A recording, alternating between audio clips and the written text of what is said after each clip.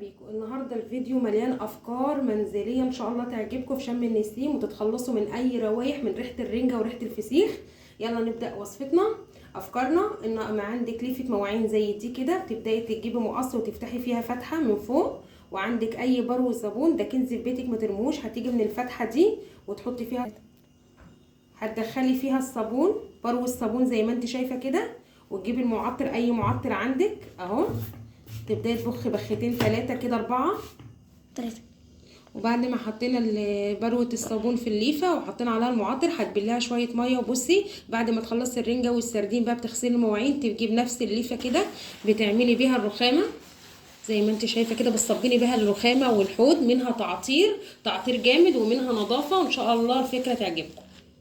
تاني فكره معانا النهارده، عندك ليمونه كده قربت تبوظ، عندك كنز في بيتك، هتقطعيها طرنشات وهقولك هنعمله بيها ايه.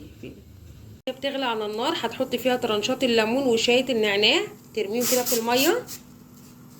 البخار اللي هيطلع ده بقى هتشم ريحه نعناع على ليمون، هيسحب لك اي زفاره واي ريحه مش محبوبه في شم النسيم بعد الفسيخ بعد اي حاجه، معطر طبيعي. الفكره التانية معانا النهارده، هتجيبي مصفى زي دي عاديه، هتولعي حته فحمايه على النار، وهتجيبي كيس فانيليا برتقان دريم زي ما انت شايفه كده وتفضيه على الفحم.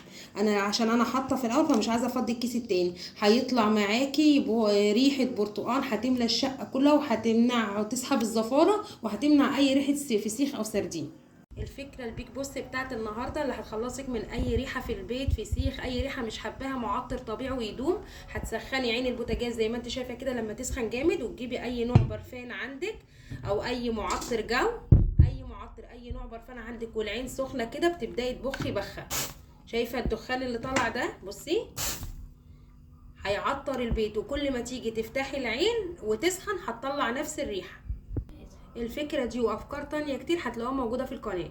اخر فكره معانا النهارده في سلسله التعطير بتاعه البيت، هتملي الحوض ميه زي ما انت شايفه كده، وتحطي تسديه باي كيسه اي قماشه اي حاجه عشان تتملي فيها الميه زي ما كده، ما تنزلش يعني. بعد ما تخلصي الاكل، بعد ما تخلصي الزفاره بتاعتك، هتجيبي المعطر بتاعك اللي هو السايب او المعطر الدوني الجاهز المتاح عندك، وزي ما انت شايفه كده هتنزلي بنص كوبايه اهو، وتبداي تمشي ايديكي كده وتسيبيه معطر طبيعي، وتسيبيه بقى بعد ما تخلصي كده معطر طبيعي، وهتن الريحه دايما في البيت وفي الشقه، وهتدعي لي ان شاء الله. يا رب افكار تكون عجبتكم، ما تنسوش تدعموني باللايك والشير وتشجعوني وتشتركوا في القناه. مع السلامه.